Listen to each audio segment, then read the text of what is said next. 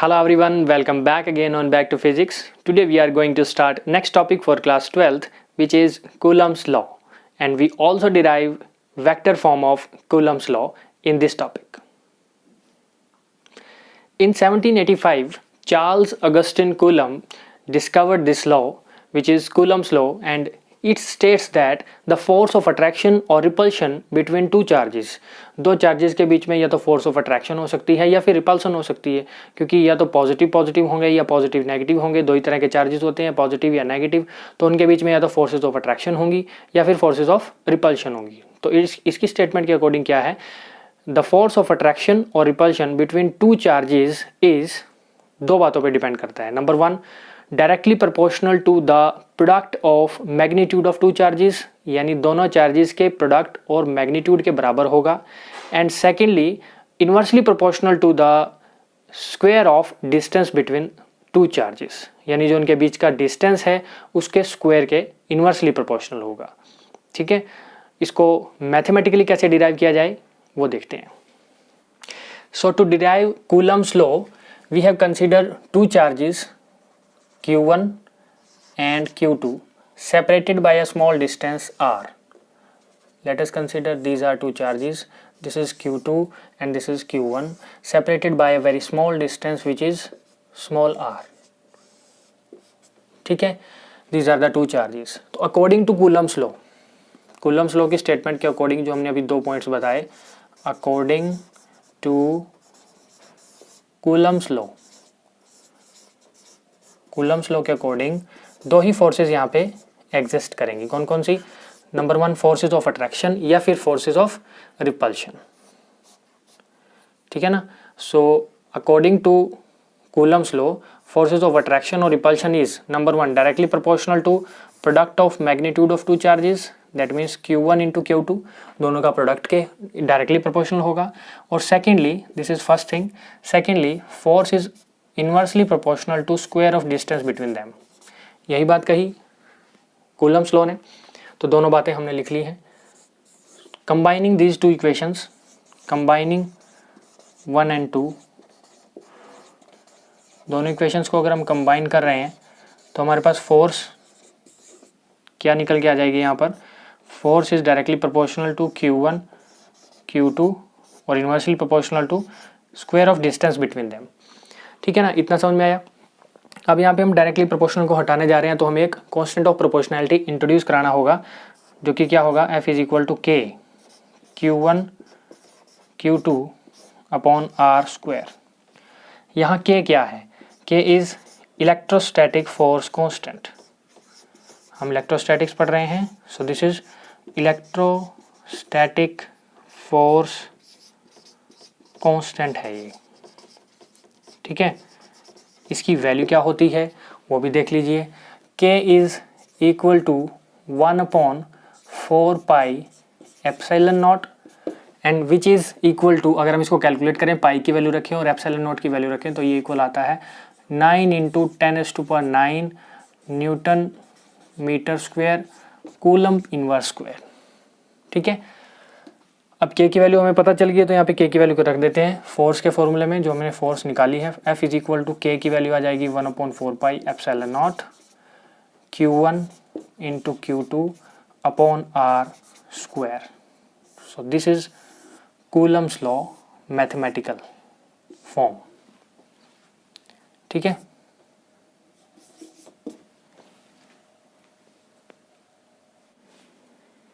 now we will derive vector form of Coulomb's law. So to derive vector form of Coulomb's law we again consider 2 point charges. हम 2 point charges को consider कर रहे हैं. मान लेते हैं ये हमारा एक चार्ज है जो कि Q1 है, और मान लेते हैं कि इससे कुछ ही दूरी पर, कुछ ही डिस्टेंस पर एक दूसरा चार्ज पड़ा हुआ है. Let us consider that charge is Q2. ठीक है, दोनों चार्जेस सेपरेटेड हैं एक स्मॉल डिस्टेंस से, जो कि कितना है, R. ठीक है बच्चों, अब हम कंसिडर कर रहे हैं दो चार्जेस. तो according to Coulomb's law there will be a force of attraction और फोर्स ऑफ रिपल्शन, या तो अट्रैक्शन होगी या रिपल्शन होगी. दोनों चार्जेस की जो मैग्नीट्यूड है वो सेम है. ठीक है ना, सिमिलर चार्जेस है तो एक दूसरे को रिपेल करेंगे. सो फोर्सेज ऑफ रिपल्शन आएगी यहाँ पर। Q1 चार्ज के ऊपर एक फोर्स लगेगी ड्यू टू Q2 चार्ज जो कि इसको रिपेल करेगी इस डायरेक्शन में।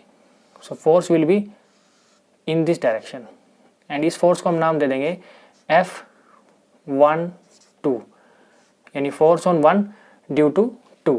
इस Q2 चार्ज पे भी Q1 चार्ज की वजह से एक फोर्स लगेगी जिसको हम नाम देंगे F21। ठीक है, अब इसके यूनिट वेक्टर देख लेते हैं कितने होंगे। Q1 चार्ज के लिए Q2 चार्ज जो किसके ऊपर फोर्स लगा रहा है उसके लिए जो है यूनिट वेक्टर कितना होगा R12 यूनिट वेक्टर के लिए कैप, और वो किस डायरेक्शन में होगा, इस डायरेक्शन में। ठीक है, इस चार्ज पे जो फोर्स लग रही है इस चार्ज की वजह से उसके लिए यूनिट वेक्टर कितना होगा R21 जो कि किस डायरेक्शन में होगा, यूनिट कैप इस डायरेक्शन में होगा। ठीक है, अब हम फोर्सेस को कैलकुलेट करते हैं। F21 मीन्स क्या है, F21 का मतलब फोर्स ऑन चार्ज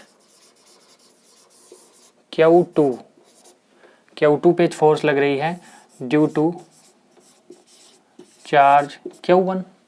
2 पे जो फोर्स लग रही है ड्यू टू Q1 वो कितनी होगी, कैलकुलेट करते हैं। F21 according to Coulomb's law क्या होती है, फोर्स का फॉर्मूला क्या होता है, this is 1/4 pi epsilon not. Epsilon not क्या है, इसमें permittivity of free space into Q1 Q2 upon R square into unit cap कितना होगा, देखिए यूनिट वेक्टर इसके लिए कितना होगा Q2 के लिए, इसकी Q2 की डायरेक्शन में कौन जा रहा है, R12 की डायरेक्शन ये है Q2 के लिए, तो Q2 के लिए जो है वो R12 है यूनिट कैप। अब ये यूनिट कैप क्या है, इसका मतलब होता है unit cap means R12 unit cap जब हम लिख रहे हैं तो इसका मतलब है R12 ओरिजिनल वेक्टर, ठीक है ना, और upon original value of this position, इस R की ओरिजिनल वैल्यू और इसका वेक्टर वैल्यू, यही है यूनिट कैप। ठीक है, इसको थोड़ा ध्यान से समझें कि ये R12 क्या है। ठीक है, अब हम, ये तो हो गया हमारा force on charge Q2 due to Q1। अब हम दूसरी फोर्स की बात करते हैं, force on charge Q1 due to Q1 पे कितनी फोर्स लग रही है, सो दैट विल बी, वो F21 थी तो इसमें कितनी हो जाएगी F12, देखिए जरा, और इसका फॉर्मूला हो जाएगा 1/4 pi epsilon not according to coulomb law. Epsilon not is the permittivity of free space, Q1 Q2 upon R square into position vector, देखिए जरा कितना होगा F12 के लिए पोजीशन वेक्टर, इसकी डायरेक्शन F12 की ये है, तो पोजीशन वेक्टर की डायरेक्शन, यूनिट वेक्टर की डायरेक्शन क्या है, यूनिट वेक्टर की डायरेक्शन भी ये है, इस वाले को लेंगे R21 को, unit cap.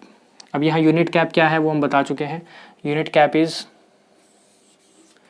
R21, unit cap को हम लिख सकते हैं R21 वेक्टर अपॉन R21, ठीक है, उसकी original value,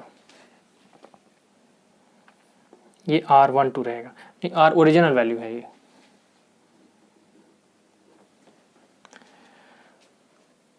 So we have two equations, this is equation 1 and this is equation 2।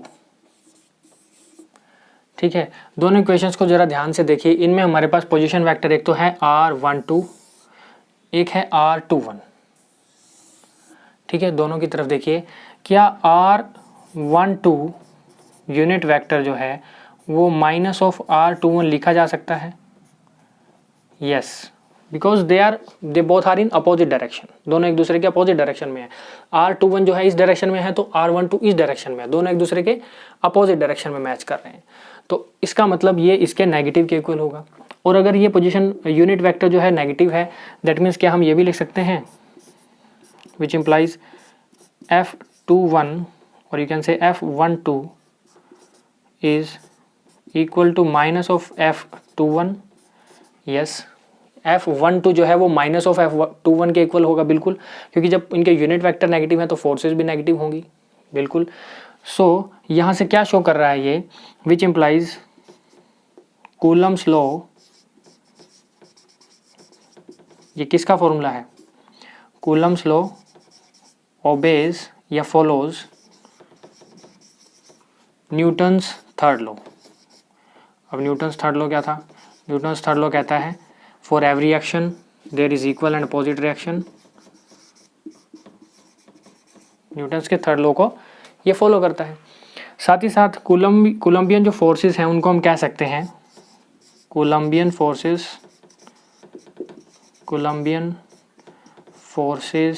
Are central in nature, central in nature. Okay.